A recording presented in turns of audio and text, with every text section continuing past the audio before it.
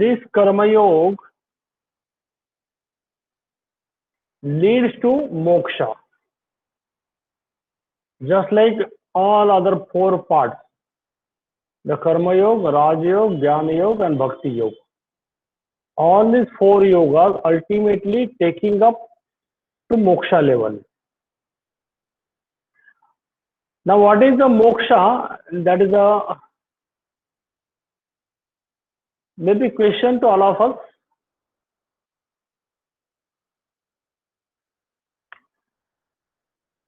Moksha, at this level, we have to understand that moksha means liberation.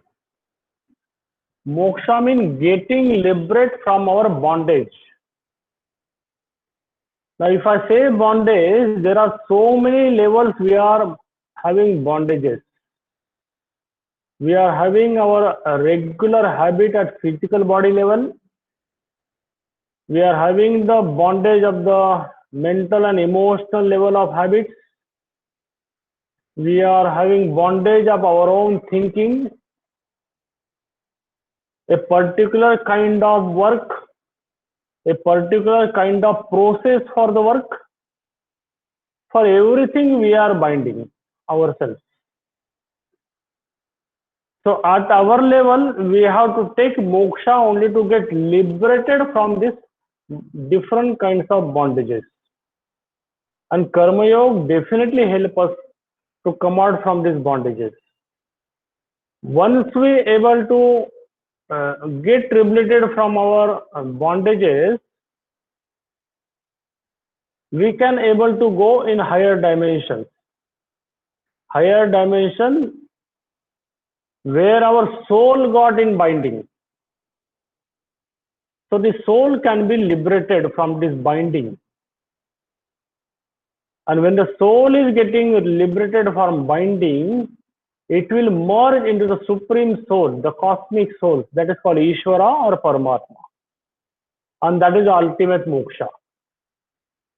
That ultimate moksha can be possible once you get liberated from your day-to-day habits. Once you get liberated from your day-to-day activities, then the process starts to reach up to the final level of the moksha. Now the four yogas, when we say liberation, equivalent word to liberation is the bliss, freedom, and knowledge. Knowledge is ultimate knowledge, freedom is ultimate freedom, bliss is ultimate bliss, and liberation is ultimate bliss. Physical body level, when we say I am liberated, means we have to achieve the Naishkarmya sthiti, the karma state. And for this purpose, the karma yoga is very essential part. So karma yoga is taking our mind, body, emotion along with the physical body to Naishkarmya sthiti. Naishkarmya sthiti. That is a non-doing state or the akarma avastha. Raja Yoga is the mean for the mental body, and ultimate for the Raja Yoga or liberation through Raja Yoga is called Nirvana, Samadhi, or freedom. Emotional body level liberation can be possible by Bhakti Yoga, and ultimate of the Bhakti Yoga is the Ishwar Darshana or the 24 into 7 blissfulness. Intellectual body, we can achieve the liberation called the knowledge, a complete authentic knowledge through Jnana Yoga. So these are the four important dimensions of yoga: Karma Yoga, Raja Yoga, Bhakti Yoga, Jnana Yoga, and this is only for our understanding. For physical body, Karma Yoga; mental body, Raja Yoga; emotional body, Bhakti Yoga; and intellectual body, Jnana Yoga. But this is not the water tank compartment. Okay. These are totally interdependent with each other, totally interrelated with each other, totally interconnected with each other, and totally related with each other. One is half from the others. So all these four yogas has to be goes together. It's not I will do only karma yoga or I will do only Raj yoga or I will do only bhakti yoga. Not possible. Because in karma yoga, Raj Bhakti Gyan is also there. Raj yoga, karma bhakti Gyan is also there. Bhakti, karma, Raj and Gyan also there. And ultimately Jnana yoga is half without doing karma, Raj or bhakti. So all yoga are intermingling with each other. This is what a karma yoga tree. And based on this karma yoga tree, we will have our today's presentation. So karma yoga tree started from understanding our basic nature, tamas, rajas and sattva, go beyond our nature, establish gunatita avastha, and in gunatita avastha we may feel the region of conflict. It's called dharma sandhigdha. Understand the dharma sandhigdha level, overcome it, cross it, and get established into the freedom level. It's blissfulness. Now the dharma sandhigdha, wherever it is there, how we have to overcome it? Krishna has given the secret of the action. The first, second, third, fourth. The four major secret he has given through Bhagavad Gita to all of us. Let us go further. Introduction to Karma Yoga is the word karma made out of the kri. Kri is the basic root. A dhatu generally it says basic root word for karma, and the meaning of the kri is the action. And here we can take the meaning of yoga is silence or relaxation. So if you wanted a shortest definition of karma yoga, doing action in relaxation with right attitude. So any activity, any action you can do it, whether the domestic activities, social activities, your workplace activities, or casual activities. Any activities when you are doing it, relaxation is must. Now relaxation will be there at the mental, emotional and intellectual level. So doing activities or actions in total relaxive mode with right attitude. Now right attitude is totally based upon your own concept, your own notional understanding, your own upbringing, whom you are calling the right attitude. To understand the right attitude is very difficult. Someone say I am right, somebody say he is right, but both are contradictory to each other. In the present era, if we say the example, BJP is saying one thing, Congress is saying another thing, CPI is saying the third thing, and the regional parties are saying the third other thing. And everybody is right in their own perspective. But how we can judge the right attitude? So right attitude can be judged by the stalwart who has given the path to the national upbringing, the national development. The right attitude should be based on the words of the stalwarts like Sri Krishna, words of the like Chanakya, words like Swami Vivekananda, words like Ramakrishna Paramahamsa, and beside them, the word from our own Shastra. So our right attitude should be based on these personalities who work for the whole nation and the whole universe, and not for their own particular party or not for one particular family or community. So understanding the right attitude is very important for the Karma Yoga. So action, doing action in relaxation with right attitude is the shortest ever definition for Karma Yoga. Now going further, to go in detail for Karma Yoga or in the higher level, first we have to understand the human personality traits. The human being is made out of the three gunas: the tamasic guna, the rajasic guna, and the sattvic guna. Tamasic means laziness, slowness, drowsiness, sluggishness. और करेंगे यार, कल करेंगे, this attitude. So this attitude is called the tamasic nature of the human being. Rajasic nature is called the active or hyperactive nature.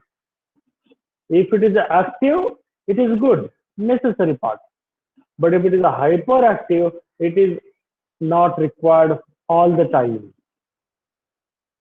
But there is some personality who is a very hyperactive personality. That one has to understand it. And this hyperactive personality is called the Rajas nature of the human mind. Third is the Sattva nature. Sattva means balance. Tamasic, Rajasic, and Sattvic. Sattvic nature is the balanced nature of the mind. Balance means whenever I wanted to do work, I will do work. Whenever I do not have any kind of work, I will enjoy my relaxation. Balancing means I have to train myself. I have already trained myself staying without any external support. If there is no newspaper, I should be happy. If there is no television, I should be happy. If there is no mobile, I should be happy. This kind of nature is called a balancing nature. If it is there, it's okay. If it is there also, I'm happy. If it is not there also, I'm happy. And this is called the sattva nature of the human being. So the human being is a combination and permutation and combination of the three gunas, tamas, rajas, and sattva. So tamas is merging with sattva, sattva is getting intersecting with the rajas, and all the three are getting intersecting with this angle, the triangle you can see in between, and this is what our nature. This triangle where all three gunas are getting intersecting with each other, this is our nature. And because of three gunas, tamas, rajas, and sattva, human being is not remain even for a second silent. एक भी second के लिए human being cannot remain silent. There is a no action state is not there. This is what our personality trait. Now through Karma Yoga, we have to understand these three natures, tamas, rajas, and sattva, and go beyond it. That means I should not get dominated by tamas, I should not get dominated by rajas, I should not either dominated by sattva. I have to go beyond and establish the gunatita avastha. That is a beyond guna personality trait. Three gunas, we have to go beyond. Now, how we have to go and to understand this? Which are the hurdles for it?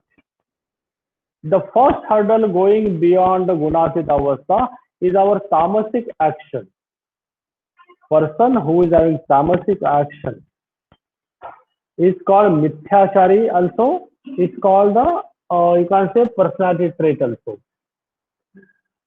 So this tamasic action is our is having with the three kinds of quality. One is confusion, second is no planning, and third is no proper effort. This is what the tamasic action. What our tamas is? Tamas is the three particular qualities of the mind: confusion, no planning, and no proper effort. And these three qualities will lead to attachment, deterioration, and violence. If these three things come into our personality, think that you are a tamasic person. Attachment means for every person I am having attachment. For every work I am having attachment. For the process of my work I am having attachment. For particular person I am having attachment. For particular place I am having attachment. This is what attachment. Deterioration means I am not developing. Wherever I was before 5 years, I am in the same place or I am going below that. That is called deterioration. And violence means for each and every time I am not able to control myself or master myself and I will get violent. Violation does not mean I have to go and murder somebody else. Even speaking little rudely, speaking harshly, or getting angry again and again, it's also called violence. And this all these three things is nothing but the result of my tamasic activities or tamasic personality. Confusion, no planning, and no proper effort. And all these negative personalities like Maricha, the Mahishasur, the Bhasmasur, so many Rakshasas at the Puranika tribe, ancient times, as well as the present day also, there are so many Rakshasas in the society. And all these Rakshasas nothing but having the tamasic action. Now understand about the Rajasic action. What is Rajasic action? Rajasic action having the basically three particular qualities of the human mind. One is a complete desire. One after another, desire gets crops up inside. If one desire I get fulfilled, another desire will start coming in. If second also get fulfilled, third will come. So our mind and our personality is full of with the desires. And I wanted to fulfill my desires. Second quality, I am having a lot of ego inside me. Now this ego is very, you can say, for understanding the word ego is very difficult. To whom I can say ego? That may be the very bigger question to all of us. And to me, nobody is there without ego. At one particular time, ego is necessary. If ego is not there, I will not able to develop myself. I will not able to establish myself. I will just cite one example. There may be hundreds of examples for this. The example is in the life of Sunil Gavaskar. Sunil Gavaskar was a college student, and his mama, Madhav Mantri. His Madhav Mantri was a cricket player at that particular time. And being a cricket player, he was getting so many things like a cricket bats or stumps or maybe garments. So out of that, one sweaters also they were getting in the playing for the winter days. So one day Sunil Gavaskar asked his mama, Mama, do you are having so many sweaters? Why can't you give one to me? A simple childlike question he has asked his mama. The mama replied to Sunil Gavaskar, if you wanted to this sweater, do not ask me. You have to earn yourself. And this small incident in the life of Sunil Gavaskar college day hurt him. Hurt him means his ego got sprouts up. And he never asked anything to his mama or to anybody further that incident onward. And then he became a greatest cricketer at that particular time. And he earned so many things. Same thing we have seen the Mahatma Gandhi case. He has thrown out in the South India one railway station from first class bogie. And that throwing out him from first class bogie hurt his ego. Mohanchand Karamchand Gandhi's ego got hurt at that particular time, and he has decided to do something for this. And this ego got hurted. Because of his ego got hurted, he became Mahatma Gandhi afterwards. That's why ego at the initial days is necessary part, but we should not have ego all the time. And then Rajasic action involves or having too much of our energy. We use too much of our energy. For small things, we keep on using our energy, maximum energy. What Karma Yoga teaches us, understand how much energy is required for doing one particular activity, use that much energy only. This is what the important thing. I know that in the whole day, I can manage myself with 1.5 GB, what generally I get on my mobile data. I can easily manage myself within 1.5 GB. But I am having money with us, I am having telephone with us, and I'm charging my mobile with the 2 GB or the 3 GB or the 4 GB in a day.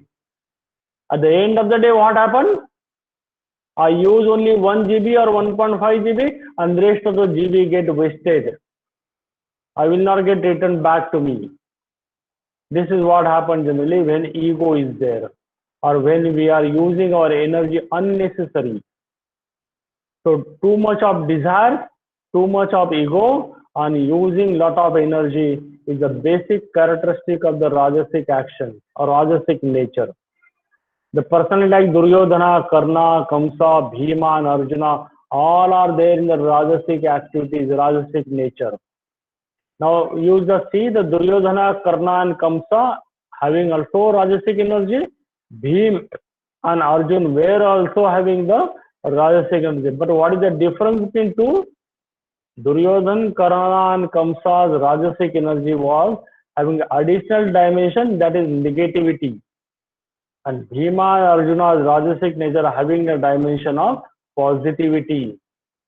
So their Rajasic nature is for the sake of dharma, and Duryodhana's, Karna and Kamsa's Rajasic energy for the sake of adharma. This is what the important thing.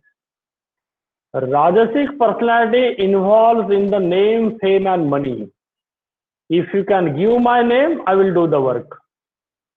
If I give my fame, I will do the work. If you give me money, I will do the work. This is what happened with the Rajasic personality.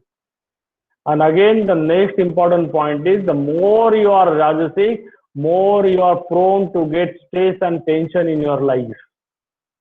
So Rajasic nature creates stress and tension in our life. This is what Rajasic personality. And now Sattvic personality. Am I audible to all of you?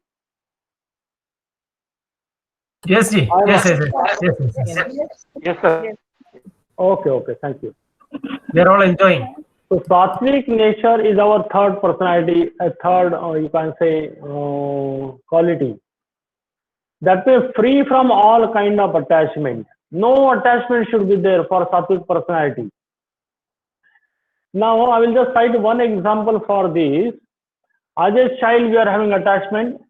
As a youth, also I am having attachment. As we start growing, our childhood attachment get disappear in the adulthood. In adulthood, when I am reaching my younger age, attachment get disappear. When I became little older, my adult level attachment get disappear. And when I became 80 years, 85 years, my attachment for everything gets slowly reduced. And time comes at one particular stage of the life, there is no attachment in my mind, emotion, intellect for everything. And that is what called Sattvic nature. So if not in the whole of our life, you cannot able to achieve the attachment, at least we have to try to get not having any kind of attachment at the time of the death. If you can able to have non-attachment at the time of the death, I will have the good janma in the next birth. Then Sattvic action or Sattvic personality having no liking or no disliking for their actions. So one particular action I like it, one particular action I do not like it. It is not only for actions, for anything they do not have any kind of liking or disliking. If liking and disliking is there, means you are Rajasic personality. If attachment is there, you are either Tamasic or either Rajasic. No attachment means you are Sattvic. And third important quality is I do not have any kind of desire for the fruit of action. Now, every action leads to some kind of other fruit. No action is without fruit. Fruit is bound to get after each and every action. But Sattvic personality does not have any desire for the fruit. He will simply accept the fruit. I will come further more detail about this fruit of action. So no desire for the fruit of action. And this is the three nature of the Sattvic personality. And Swami Vivekananda has said beautifully, renunciation and service, these are the twin ideals of India and Indians, and this is totally based on Sattvic personality of the human being.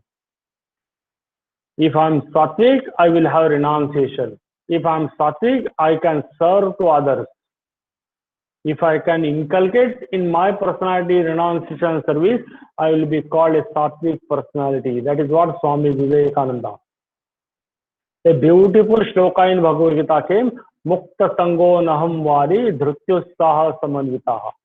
Siddhya Siddhyo Samo Bhutva Samatvam Yogochate. और सिद्ध्य सिद्ध्यो निर्विकारः कर्ता सात्विक उच्यते. मुक्त संगो नहम वारी धृत्युत्साह समन्विता सिद्ध्य सिद्ध्यो निर्विकारः कर्ता सात्विक उच्यते. That is what the Bhagavad Gita says, and this is one of the very you can say ideal quotation for Mananiya Eknathji Ranade, who is the founder of Vivekananda Kendra and Vivekananda Rock Memorial.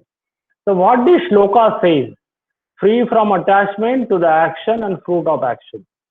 So I should be detached from my action, not only action, but process of action. Now understand these two particular things. I am attached with my one particular action and I wanted to do this action in this way only, the process of doing action. Take a small example. I am teaching asana. All of you are going to be yoga teacher in future. Now Prasad ji is teaching you some asana, some postures. Suppose take an example of Padahastasana. Prasad ji is teaching to Padahastasana, and there is a particular process he is teaching to you. Based on the syllabus, he is teaching you. And now somebody like the process, what Prasad ji has taught to you, somebody may not like the process. Because going in the final posture of any asana, यहाँ हम example ले रहे हैं, that is a Padahastasana. So Padahastasana, final position, there are many ways we can go. Many process we can adopt and reach up to the final posture of the Padahastasana. Prasad ji has taught you one particular process based on the syllabus or based on their own organization discipline. You have learned the same discipline and same process. But suppose your students are not following your process, you should not be angry. You should not be dissatisfied. Because process can be different. You should not have attachment for your own process doing the Padahastasana, as there are many processes doing Padahastasana. So what the sutra says, I should be detached from the action. Also, I should not be attached with the process of action, as well as the third dimension, fruit of action. Whatever fruit I will get it, I should detach from it. So many examples you can take from any stalwarts of India and outside. In generally, Swami Vivekananda has received so many gifts from India and outside India. Even in the present condition, you can take our Prime Minister Narendra Modi's example.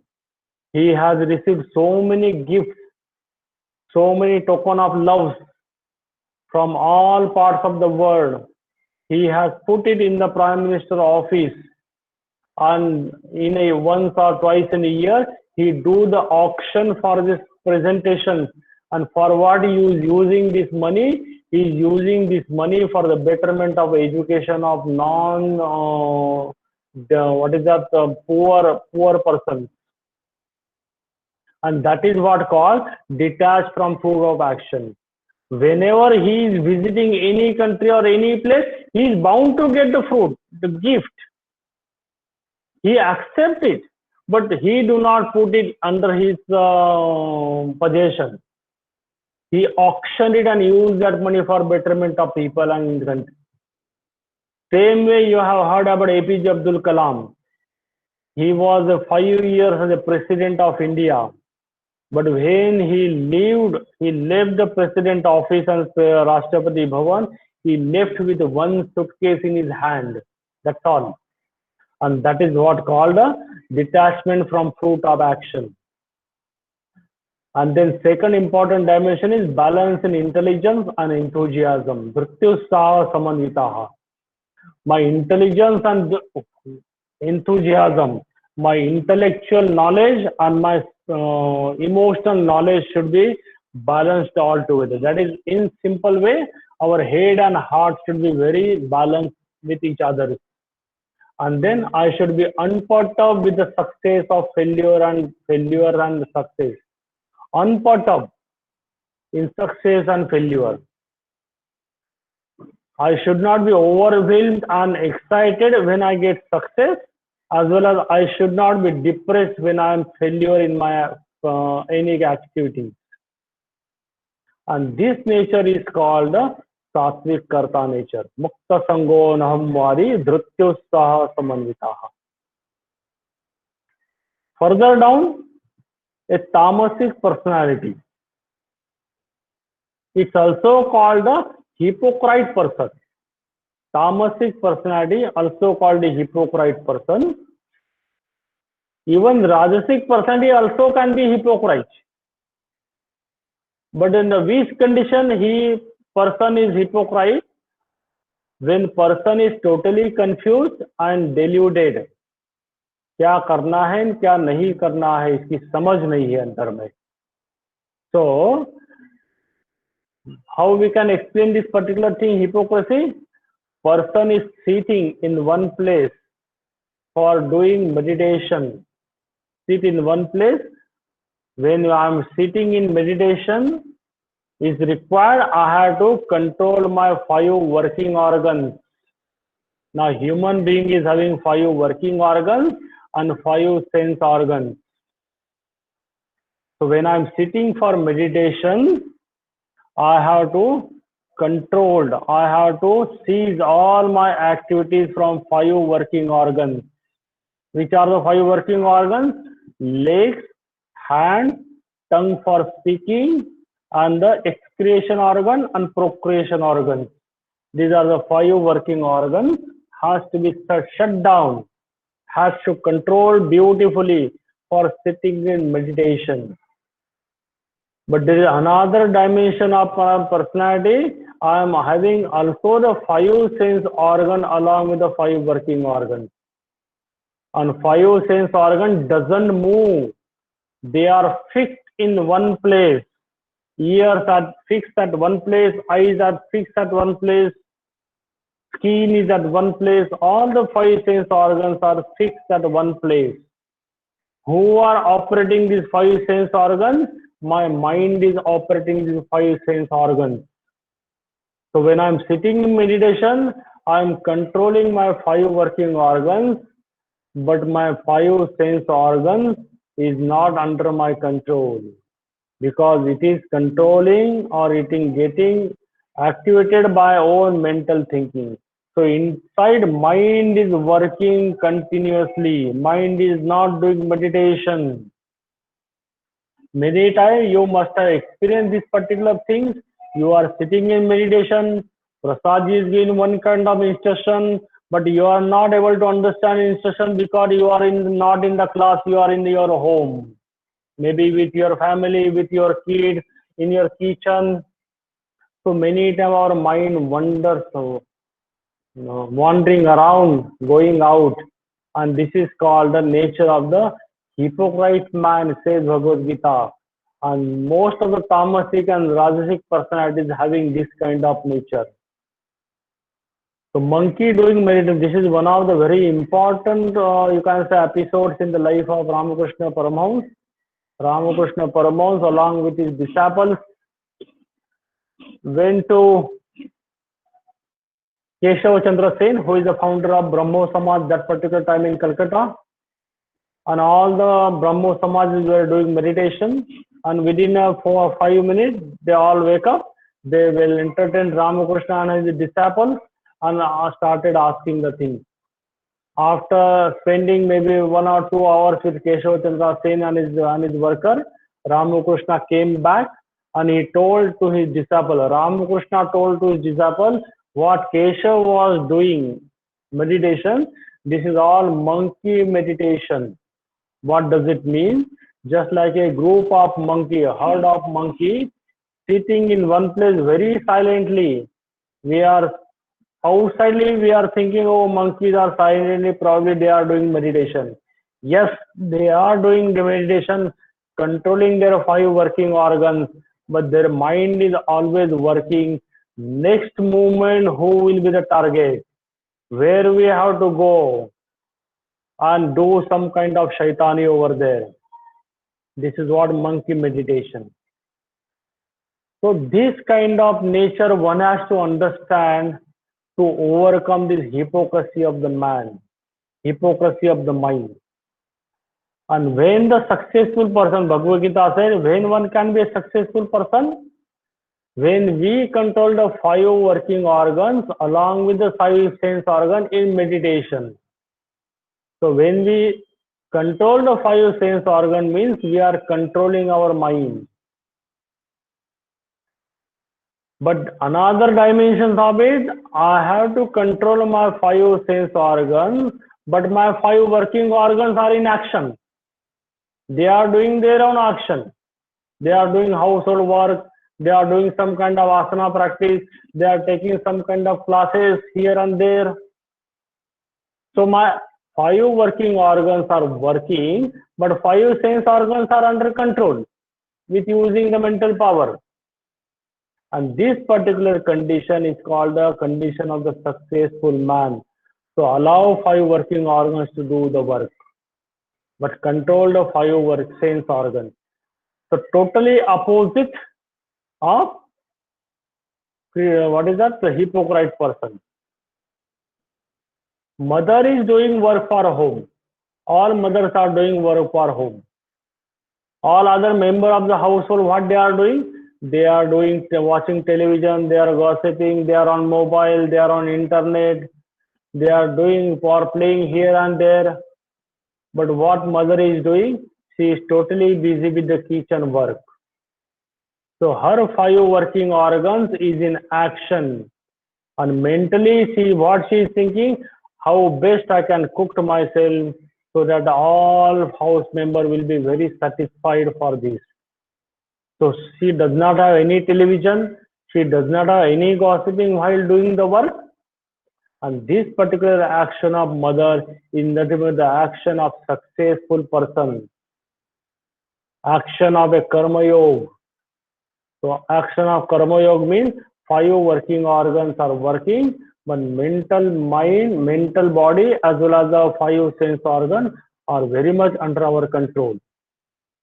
Now, essence of karma yoga. If you wanted to know the essence of karma yoga, this is the one of the very important shloka, and everybody you know that karmanye vadikaraste ma phaleshu kadachana ma karma bhala heturbhu mate sangosva karma. So essence of karma yoga means having only right on doing. Karmanye vadikaraste, having only right on doing. केवल करने के ऊपर मेरा अधिकार है, कार्य करने के ऊपर मेरा अधिकार है. I am having only right to do my actions, and this right can be decided authenticity, eligibility, and choice of the right karma. Authenticity means what is your authenticity that you are doing activity. If you are a software engineer, you are having authenticity, you are having eligibility to do the work in IT sector. But if you are a mathematician, you will not able to have the eligibility to do the IT work. If you are having IT profession, you cannot do a lecturership for teaching the English subject. So eligibility is not there. So both authenticity and eligibility are necessary for doing the right action, right kind of doing. And don't have right on the choice of action. This is another important subtle dimension of karma yoga. See, I'm doing work. You are also doing work. But presently, what is our condition, mental condition? I'm doing work as per my choice. My choice is there, that's why I'm doing the work. If I do not like my work, I will not do the work. If I do not have any kind of choice for this, I will not do the work. Now my choice is seeing the television. There is a beautiful movie on television and I wanted to see that. That is my choice. And at that particular time, there is a call from my friends, call from my mother, call from my wife for certain kinds of activities. Now there's a dilemma. I'm watching a very interesting movie as per my choice, and at that time there is a call from the different person. So what is essential? Whether I should continue watching the television on my favorite cinema, or I should attend the call given by my mother or wife or somebody else. So what essence of Karma Yoga said, I should not have a choice. So I should give up my favorable cinema at that particular time and attend the person who are calling me. That is what called don't have any right on the choice of karma. If you are doing so, you are an ideal karma yogi. If you are not doing that, you are Rajasic personality. So this is what the essence of Karma Yoga teaches us. Second dimension, shall not do the karma for fruit of action. Previously also we have seen this. I should not do karma for the action called the fruit for the fruit of action. किसी भी फल की लालसा के लिए मैं action नहीं करना है. The fruit of action will follow it automatically. Now second dimension, hypocrite person, what they will say? The Bhagavad Gita says, or Karma Yoga says, I should not do the work for the fruit of action. So what is intellect will say? If there is no fruit, I will not do the work. As simple as it is. If you are not giving me any honorarium for this lecture, I will not give lecture. That is what the simple thing. If you are not providing me any salary, I will not work for you. So my first choice is fruit of the action. If fruit is as per my choice or as per my interest, I will do the action. So what essence of Karma Yoga says, or Karma Yoga says, shall not give up the karma because there is no fruit. If fruit is not there, then also you have to do the karma. And there lies the essence of Karma Yoga. So the three important dimensions Karma Yoga's essence is we can see, that is, we should have authenticity for doing karma, we should have eligibility for doing karma, and I should not have any choice for doing karma. You are all attending yoga courses in Vivekananda School of Yoga, and you are there coming there for one kind of particular kind of classes only, and Prasad is telling you one kind of other activities which is not related directly to your course. And that time how you behave or how you respond or react, that depends upon the essence of Karma Yoga. If you willingly accept the command what Prasad sir has given, that is the ideal of Karma Yoga. If there is a little irritation inside your mind, that is away from Karma Yoga. If you reject the Prasad sir's command, that is totally away from Karma Yoga. So I should not have any choice of the karma. And then second is I should not do the karma out of wanting the fruit of action, fruit of karma. And third is because there is no fruit, I should not do the action. That kind of thinking also should not be there. So all actions, whatever actions we are going to do it, this will followed by the fruit of action. No action is there without fruit of action. Now understand the further dimension. Any fruit of any activities will have the four qualities. Which are these four qualities? The fruit will be as per my expectation. It will be less than my expectation. It will more than my expectation, or it will be totally opposite to my expectation. Out of these four qualities, your fruit of actions will have one quality. I have studied well for my examination. and after examination I have assessed myself, I will get the 90% of marks. The result came and I get the 95%, more than my expectation. And I get 80%, less than my expectation. And I get exactly 90% as per my expectation. And I get only 35%, a passing marks, totally opposite to my expectation. So either one of the quality your fruit of action will have. Now what as an ideal karma yogi I have to do it? I have to accept this fruit of action as a prasada buddhi. What is this prasada buddhi? Prasada means blessings from Almighty. So this prasada means blessing from Almighty. We are going to temple or churches or mosques and they are giving us blessing from Almighty or from the particular deity in the form of some kind of eatable or some kind of tirtham. That we call the prasada.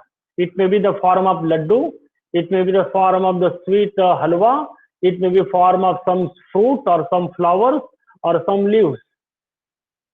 So that will be the prasada.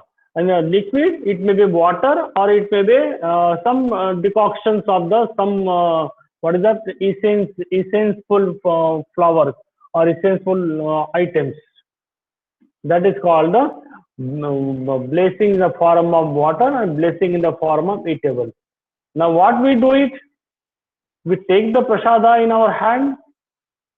If it is solid, can be carried out in the home, we carry it out to home to give to everybody. If it is not, we eat the prasada there itself in front of the god and goddesses. And we do not allow the particles of that prasada to fall down on the ground, We wash our hand to our head or to our body. And then we can use the handkerchief and wash our hands. This is what a general attitude of the Hindu persons when they accept the prasada. So when we accept the prasada, we do not think what ingredients has been used in this prasada. Oh, this prasada has been used so much of ghee. It's too much of calories and cholesterol. I should not take this prasada. Oh, I do not know what kind of water they have used for this tirtham. Whether it is a mineral water or RO water or UF water or it is a normal water. Such kind of analysis, such kind of thoughts are not there in the prasada. I just accept the prasada. It is a Lord Jagannatha prasada. It is a goddesses Kali's prasada. It is a Venkateshwara's prasada. It is a Rama's prasada or Krishna's prasada. So likewise thinking only, I accept this prasada and eat it. Same kind of attitude I should have to accept the fruit of action, whatever action I am getting it.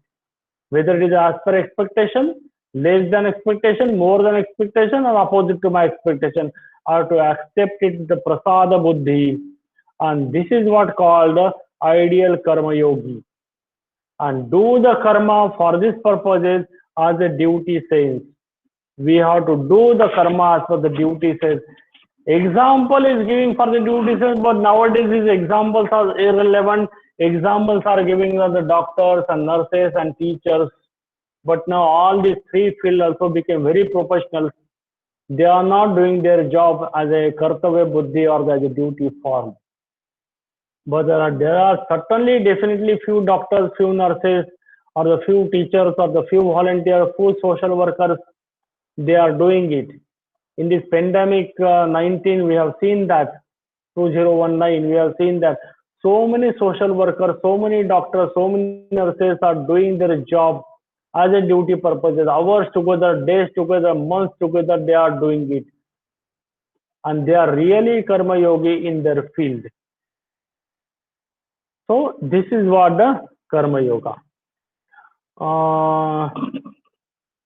So three qualities, sattva, rajas, tamas. We have to understand these qualities, overcome it, understand the essence of karma yoga, and now further the Bhagwan Krishna has given how to come out from this dharma sandigdha. Whenever there is a conflict of action is there, how we can go further. We can see if the time is there. Prasad, time is there? Hello. Yes, SG. Time is there. How much time we can take? We have time up to 2 o'clock. The classes are there. You can take whatever time you require, sir. Okay. So I can continue. Ji. Okay. So Krishna has given you. We have to understand the basic nature of our karma, akarma, and vikarma. The basic qualities of doing karma. So what generally Arjuna asked Krishna, I do not understand what is karma and what is akarma. Karma, vikarma and akarma, these are the three important dimensions. What the Krishna said, even the intellectuals like sages are confused to understand karma, akarma and vikarma. These are the three stages. Just like the three stages of the human personality, sattva, rajas, tamas, the karma, akarma, vikarma, the three stages of the karma. Or you can say karma yoga. So Krishna said, I will tell you regarding this karma, akarma and vikarma. If you can able to understand karma, akarma and vikarma, that is the first secret he has given, overcoming your conflicts, your confused mind. So this is karma, vikarma and akarma. Karma is the good karma, vikarma is the bad karma, and akarma is the non-karma. So our whole 24 hours or our whole life is divided between these three, karma, vikarma and akarma. Vikarma can be taken as a bad karma also, vikarma can be taken as a special karma also. If you take the vikarma as a bad karma, karma should be taken as a good karma. If you take the vikarma as a special karma, karma will have the two qualities, bad karma and good karma. Okay, and akarma is a non-karma state. Akarma is a non-doing phase or no action phase. Okay, non-action or no action. Now, everybody we have to understand. Krishna says to Arjuna, you understand these three phases of doing karma. Karma, akarma and vikarma. Karma, vikarma, akarma. I am doing the karma, whether it is good or bad, that is different. I am doing some kind of special karma, that is periodical karma.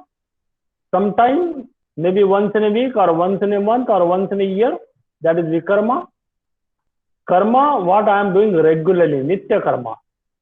And akarma is I am not doing at all. Now, not doing karma, this is one of the things. In starting phase, Krishna says, not even a fraction of second, human mind or human being is without karma. And here he says, understand the karma state. And this is the paradox. In one place he is saying, not in a fraction of second, human being is without karma. That means all the time he is in the karma phase. And here he wanted, we have to understand akarma state. Now this akarma phase is having the many layers to understand this. To understand karma and vikarma is very easy. But to understand akarma is very difficult. The first gross level of the akarma is the means not doing any activities by your five working organs. And not doing any activities by your sense organs. Consciously. Consciously, you are not doing any activities by your five sense organs or five working organs. That is the first gross level of the akarma state. Consciously, I am talking about consciously. मैंने जागृत अवस्था में आप 5 working organs और 5 ज्ञानेंद्रियों के द्वारा में कार्य नहीं कर रहे हैं. That is the first level of the akarma state. Now take an example of the sleep. You are sleeping. Your body is idle. Your body is moving. But before sleeping, you wanted body should be idle. Body is in one place. Body is in one place within the 6x3 cot, your bed. So, body is there. You are going in sleep, and in sleep your mind is working. Sleep your mind is working in the form of dream. You are seeing dream. And then sometime you change the body position from right to left, left to right, then the straight, and then the ultas hote hai. And we keep on changing our body position in the sleep. We are changing the body position in the sleep, but we are unaware about it. We are not consciously moving our body in the sleep. Neither we are consciously doing the mental activities in the form of sleep, in the form of dream. That is called a second layer of the karma. The first layer, in the day-to-day life, in the conscious level, I am not doing any activities. Just take an example of the sitting in meditation. It's the first level of dharana or meditation. There is the first level of the karma. Second level of the karma is the sleep. Consciously, I am not doing moving the physical body or using physical body. Neither consciously I am using my mental body. That is the second layer of the akarma state. Now slowly we have to start taking this akarma state to the non-doing phase, non-doing level. And what is the non-doing phase level? I will cite the three examples to you. Three examples of the Tina Devatas, the three deities. Not deity, is the forces. The first force is the Brahma, Vishnu and Mahesha. Brahma is sitting in the lotus. Vishnu is lying down on the 1,000-hooded serpent in the Kshira Sagar. And Shiva is sitting in meditation in the Kailasa.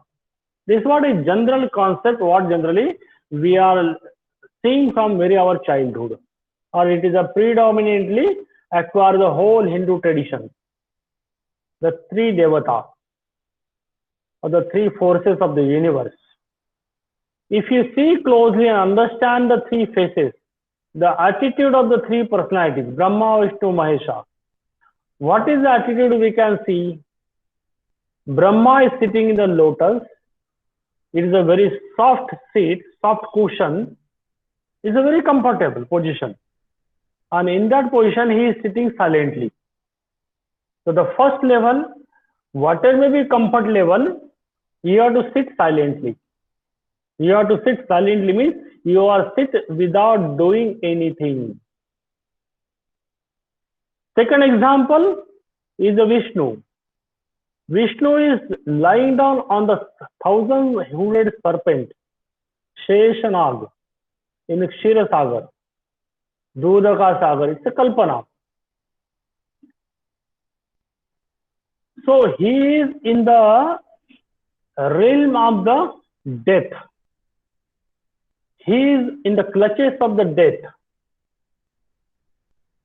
1,000-hooded serpent is the symbol of the death. Symbol of the ultimate, you can say, danger, ultimate danger. And this sitting in the ultimate danger, see the face of the Vishnu is relaxed, is silent, it's not doing anything. In the first place, Brahma is having a very beautiful soft cushion, beautiful and soft cushion. Second phase, Vishnu is having a ultimate danger as a cushion and is lying down comfortably and relaxing. And third is the Shiva sitting on the ice in the Kailasa, maybe the degree level, -50, -60 degree level, and he is having only one loin cloth with him, a Valkale, you can say Vyagra Charma or Mukha Charma around his waist. And body is full with the ashes. But he is doing meditation, a final stage of meditation, a very relaxed face. Brahma is smiling, Vishnu is silent, and Shiva is no any expression on face and deeper silence level. All the three conditions, our three Devata is doing nothing. But we consider them as a basic forces for creating whole universe, sustaining the universe and destruction of universe. So in that condition of a karma, they are doing lot of karmas or 100% of karmas. But they are unattached with that. They are unperturbed with that. They are not with that karma. And this phase is the final phase of a karma. Now, to me, I'm saying to me, means there cannot be any state called akarma, 100% akarma. There may be a 0.0001% akarma, but completely 0% akarma is not there as per me. Now, I have cited the 3 examples of Brahma, Vishnu, Mahesha. They are silent inside, but to me, they are not 100% in akarma state. They may be using their inside capacity, maybe 0.000000 something 1% for creating universe, sustaining universe, or destructing universe. But they are using their speed of action is very, very, very, very, very slow. Our speed of action is very fast compared to their speed of action. So these are the basically 3 phases. One is the consciously not doing any activity that 5 karmendriyas and working organs and sense organs in the sleep position, and second in the meditation position. This phase we have to understand. Krishna says to Arjuna, and this akarma phase is very important. See, we sleep on an average 8 hours per day. That means out of 24 hours, we spend 8 hours. That means 1/3 of our life we sleep. We sleep means we do not carry out work consciously. Understand this position. 1/3 of life is the akarma avastha. In understand this and give proper importance for akarma avastha. This is a secret number 1. What Krishna told to Arjuna. Secret number 2. Karmane, what is that? Yogastha kuru karmani sangam tyaktva dhananjaya. That's what Krishna says to Arjuna. Yogastha kuru karmani. That means you have to fix your mind in yoga. Yogastha kuru karmani. Fix your mind, emotion and intellect in yoga. And use only partially your emotion, mind and intellect along with your physical body for doing action. Now here comes the energy model or energy concept. We are having 100% energy. Assume that for doing any kind of one activities. Now I am doing or dealing with the lecture on Karma Yoga. I am having with me around 1 hour or more than 1 hour. I am having energy of 100%.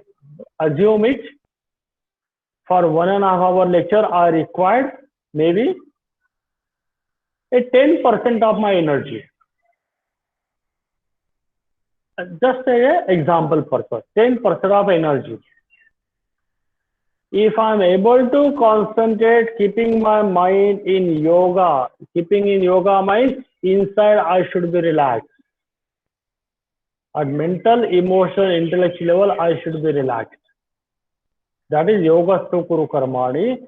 And at the physical body level means my mouth is one of the working organs as well as the sense organs also.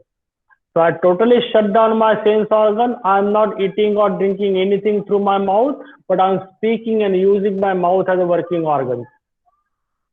So I'm only using my working organs and sometimes my gestures of the hands or the movements of the hands.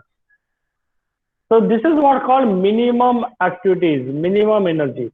So now presently if I'm spending 10% of my total energy for dealing for this lecture, with the practice, with continuous awareness, I can reduce this 10% to 9, 9 to 8, 8 to 7, 7 to 6.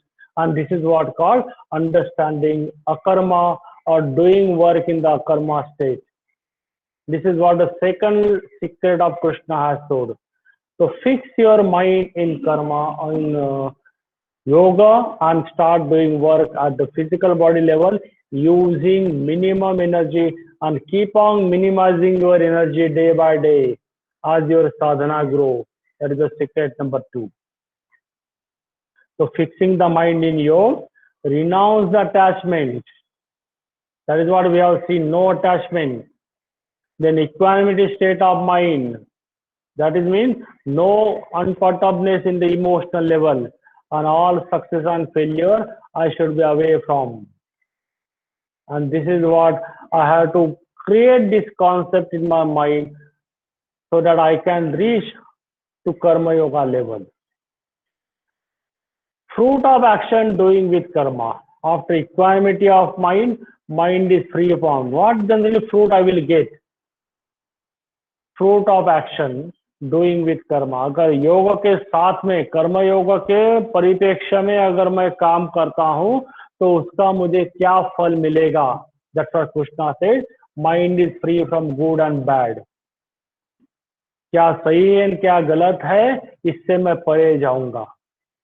And from my system everything will be good. सारे चीज अच्छे ही मेरे कर्मों के द्वारा में तैयार हो जाएंगी. And it bring wisdom and relaxation. ज्ञान की प्राप्ति मुझे होगी और उसके साथ साथ रिलैक्सेशन भी हो जाएगा. तो फॉलो द योग in action and attaining the skill in action is योग.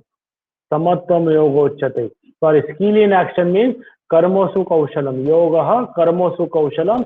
इस अवस्था तक मैं पहुंच सकता हूं. That is what the fruit of action by doing the yoga way, by doing the work with कर्म योगा वे. Now the secret number 3. This is one of the very important point we have to deal with. We have to understand this. One is the person who is a wise man. जो थोड़ा ज्ञानी है वो ज्ञानी इस अवस्था को समझेगा. उसमें भगवद गीता में they have used word karma in akarma and akarma in karma. These are the two dimensions. We translate it into English that action in no action. यानी कोई भी एक्शन हमको करनी है तो नो एक्शन पोजीशन में करनी है. That is the first level. See it. Now let us understand this action in no action phase. Take an example of any matter. Any matter, take a pen, pencil, or you can say mouse or your computer or your mobile. It's a matter. From outside, it is a matter. It is a one object. And now, as per the Newtonian law, what Newton says, unless there is an external force, the object will not move. If you wanted to move the mouse from the table, you have to push it from outside or hold the mouse and take it forward. That means external force is necessary to move the mouse. That is what Newtonian law says. But now, just come to see the Einstein theory. What Einstein says, in this object, suppose take an example of mouse, computer mouse is an object. Newton says, I have to move this mouse by external force only. Einstein says in the mouse, dissect this mouse and you will find many thousands and trillions of atoms. Dissect these atoms and you will find electron, neutron and protons. Out of proton means positive energy, neutron is a neutral energy and electron is a negative energy. But this negative energy in the form of neutron always moving inside the atom in their own respective orbits. From where the energy comes for neutron to get moved from inside, nobody knows. Even science could not able to explain this factor. But energy is there.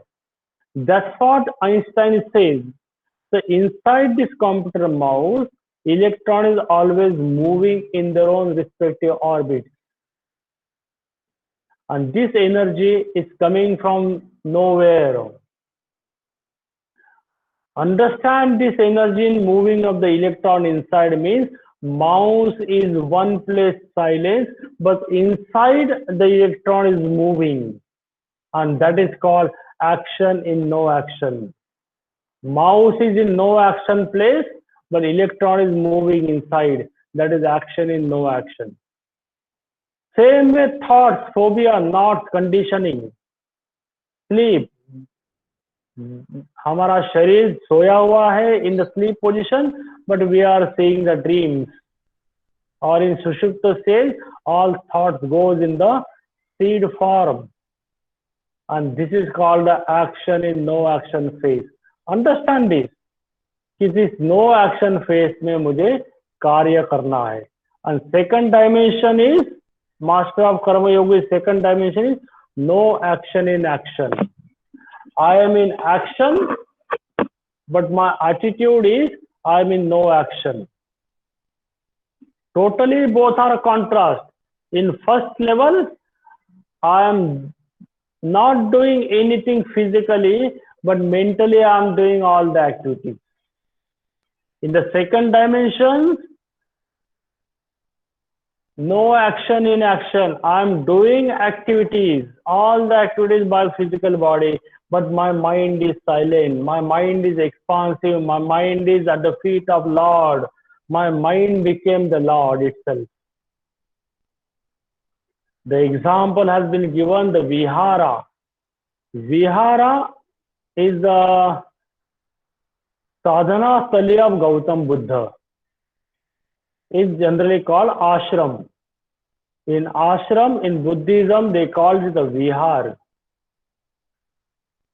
So in Gautam Buddha established many ashrama in Bihar and Uttar Pradesh. That's why this Bihar name came out of from Vihar. It is actually Vihar. It's the place of Gautam Buddha.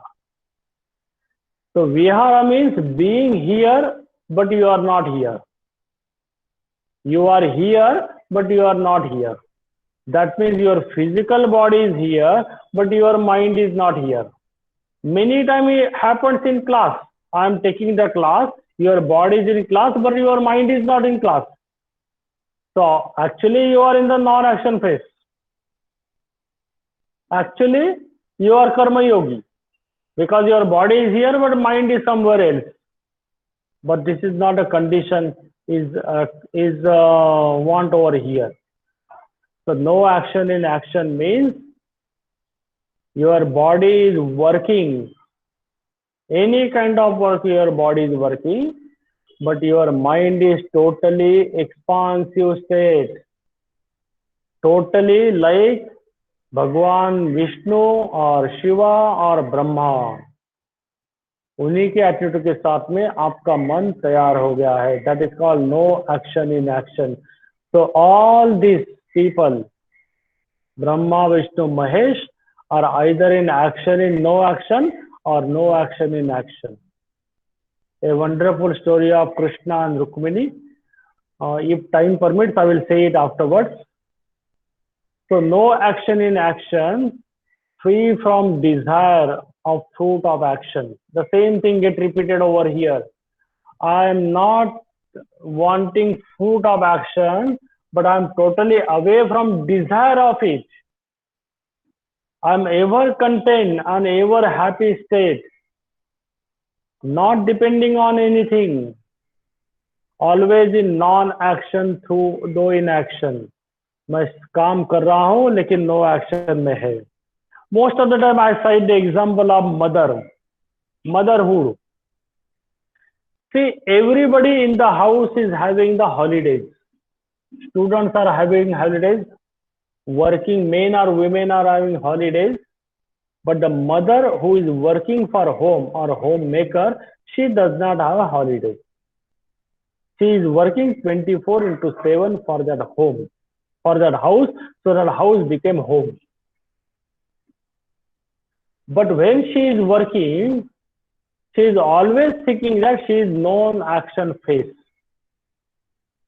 Though she is action, her attitude is like she is not doing anything.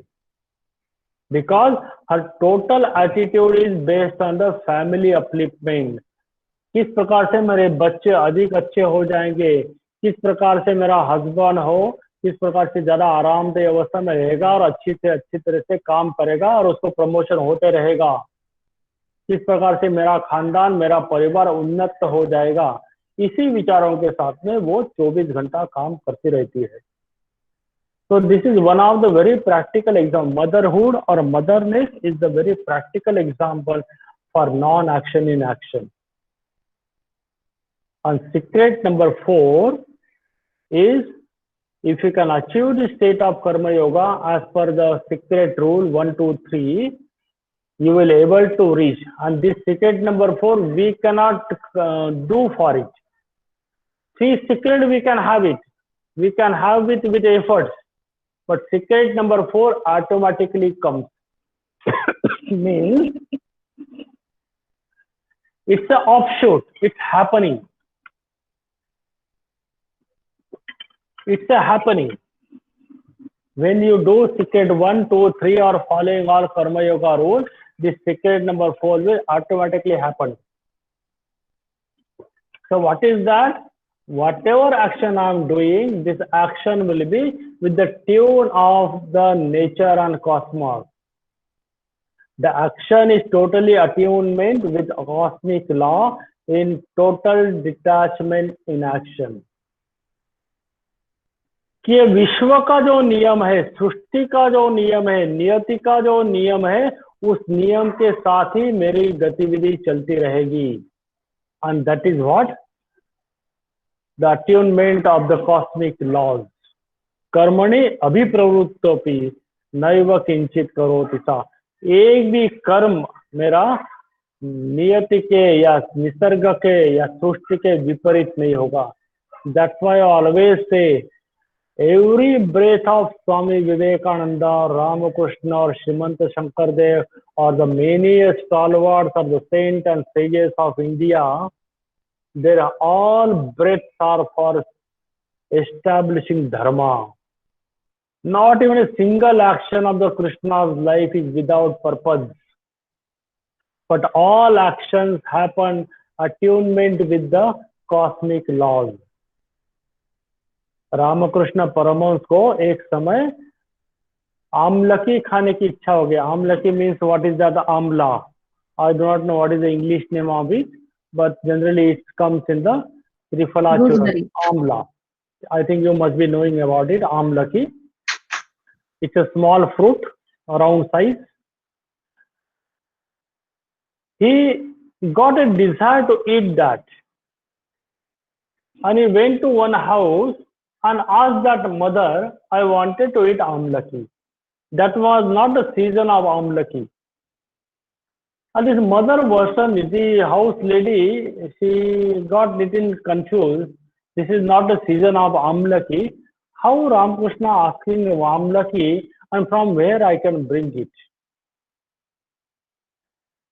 But she thought when the Ramakrishna said, my house must be having amlaki. That was a fake on Ramakrishna. And she started searching amlaki in her kitchen. And after searching, she found this amlaki in one corner of one tiffin, one dabba. And he take that amlaki and gave to Ramakrishna. This is what I say, whatever I am doing, it will be with the cosmic law. Neither Ramakrishna was knowing, nor the house lady was knowing there is a amlaki in her kitchen. But when Ramakrishna asked it, it is out of the cosmic law. And this happened with many cases. This Durvasa and the Krishna's example, previous slide, what I was telling about, is that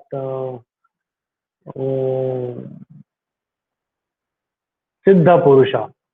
Once so happened, Krishna along with his Rukmini and other gopis, they went to Vanabhoj near the Yamuna, and they wanted some Vanabhojan outing, some picnic near to at the bank of the river Yamuna. And Yamuna was flooded that particular time. And they started preparing their food and started enjoying. And meantime, Rukmini came to know that other side of the bank, Yamuna, there is a Durvasa Muni with his 10,000 disciples. And the desire came in her mind, I had to go to Durvasa and feed him. So she whispered her desire to Krishna. Krishna, I wanted to go and feed Durvasa and his 10,000 disciples. Krishna said, yes, very presently you can go. So they prepared the food for 10,000 plus one student, one participant or one sannyasi. And 10,000 one plates of bhojan. And then they started going. But while going, they understood the Yamuna is flooded. So no boat is running on the Yamuna. So she came back to Krishna and told to Krishna, Krishna, this is what happened. I wanted to go, but there is no way to cross the Yamuna. So Krishna said to Rukmini, you tell to Yamuna, river Yamuna, you pray to river Yamuna and said Yamuna, if Krishna is ever a brahmachari, give me a way. Question come to Rukmini's mind, how Krishna can be a brahmachari? But without asking that particular doubt, she went, she prayed Yamuna, if Krishna is ever a brahmachari, give me a way. After listening prayer, Yamuna departs, and with the eatables, along with the Gop and Gopis, Rukmini crossed the Yamuna, fed the Durvasa. Durvasa was very satisfied, and now she wanted to come back, and she understood Yamuna is flooded. Now the same mantra what Krishna has told will not work over here. So she told Durvasa, what I have to do? I have to go back to my Krishna. How I can go? Yamuna is flooded and there is no way.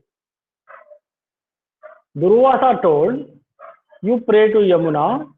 If Durvasa is Nitya Upavasi, give me a way. And then she also got confused here also. But without asking questions, doubt, she prayed Yamuna, if Durvasa is ever Upavasi, give me a way. And Yamuna departs.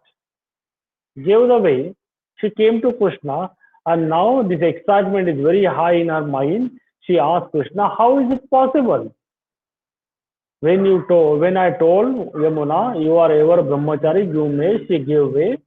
When I told if Durvasa is ever Upavasi, give me way, she gave way.